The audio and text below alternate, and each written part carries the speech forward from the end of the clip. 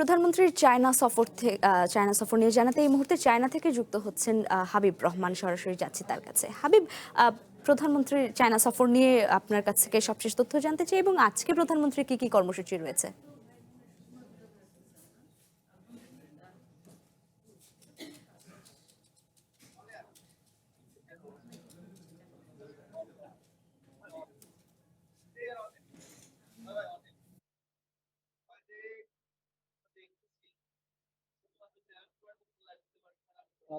জান্নাত, প্রধানমন্ত্রী তারেক রহমানের আজকের এই চীন সফরটি মূলত খুবই গুরুত্বপূর্ণ বাংলাদেশের জন্য এবং বাংলাদেশের ভূ রাজনীতি বা কন্টিনিউ যে ভূ রাজনীতি রয়েছে সেটি কিন্তু গুরুত্ব বহন করছে। আপনি জানেন যে গতকাল প্রধানমন্ত্রী তারেক রহমান এই চায়নাতে এসেছেন গতকালকে এবং আজকে সকালে মূলত বেশ কয়েকটি বৈঠকের মধ্যে হয়েছে। আমরা যেটি জেনেছি সবচেয়ে বড় বিষয় হলো যে বাংলাদেশে আসলে চায়না কোন কোন সেক্টরে কোন কোন খাতে বিনিয়োগ করতে চায় সেই বিষয়গুলো নিয়ে কিন্তু আলোচনা হবে।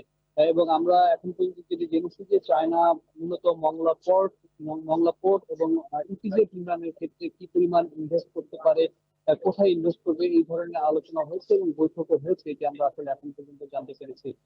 এবং আরেকটি বিষয় বলে রাখি যে মংলা পোর্টের আধুনিকরণ ক্ষেত্রে এবং মডার্ন একটি পোর্ট হওয়ার ক্ষেত্রে যে ধরনের ব্যবস্থা নেওয়ার বিষয় রয়েছে সেগুলো কিন্তু এই আজকে এই যে এই যে বৈঠকগুলো হবে চীনের চায়নার বিভিন্ন শিল্প প্রতিষ্ঠান, বিনিয়োগকারী কিংবা সরকারের সাথে সেইগুলো কিন্তু এখানে উল্লেখ থাকবে। এবং আমরা এখন পর্যন্ত যেটা জানতে পেরেছি যে মংলা পোর্টের ক্ষেত্রে এটাকে উন্নয়ন করার ক্ষেত্রে প্রায় $500 মিলিয়ন মতো ইনভেস্ট করার মতো একটি সম্ভাবনা দেখা দিয়েছে এবং খুবই গুরুত্বপূর্ণ এটি একটি বিষয় কিন্তু।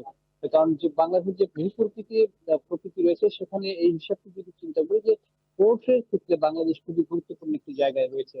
এছাড়া আপনি জানেন যে তিস্তা গঙ্গা সহ নানা প্রকল্প কিন্তু বাংলাদেশে রয়েছে এই চায়নার সাথে এবং এরই মধ্যে আহ, চায়না তিস্তা প্রকল্পে অর্থ বরাদ্দ কিংবা তিস্তা প্রকল্পে বাস্তবায়ন করার ক্ষেত্রে তাদের আগ্রহ প্রকাশ করেছে, কিন্তু বাংলাদেশ গভর্নমেন্ট সরকার প্রধানমন্ত্রী তারেক রহমান এটি কিভাবে গ্রহণ করবে সেটি কিন্তু একটি দেখবার বিষয় রয়েছে। কারণ এই চায়না এই তিস্তা যে বাঁধটি সেই বাঁধের ক্ষেত্রে ভারতের একটি আহ, প্রস্তাব রয়েছে, পাশাপাশি অন্যান্য দেশেরও কিন্তু প্রস্তাব রয়েছে। কাজেই বাংলাদেশ সরকার তার প্রস্তাবটি গ্রহণ করে এই তিস্তা বাঁধটি নির্মাণ করবে সেখানে কিন্তু একটি এই যে এই সফরটির মধ্যে সেটি হয়তোবা বের হয়ে আসতে পারে। আপনি জানেন যে ভূ রাজনীতির ক্ষেত্রে এই বাংলাদেশ এখন খুবই গুরুত্বপূর্ণ, বিশেষ করে ভূমধ্য সাগরে যে বিষয়গুলো রয়েছে। এছাড়া আপনি জানেন যে প্রধানমন্ত্রী তারেক রহমান সবকিছু মিলেই গতকালকে মালয়েশিয়ায় তার যে কয়েকটি বৈঠক সেটি করেছে এবং এখানে আগামীকালকে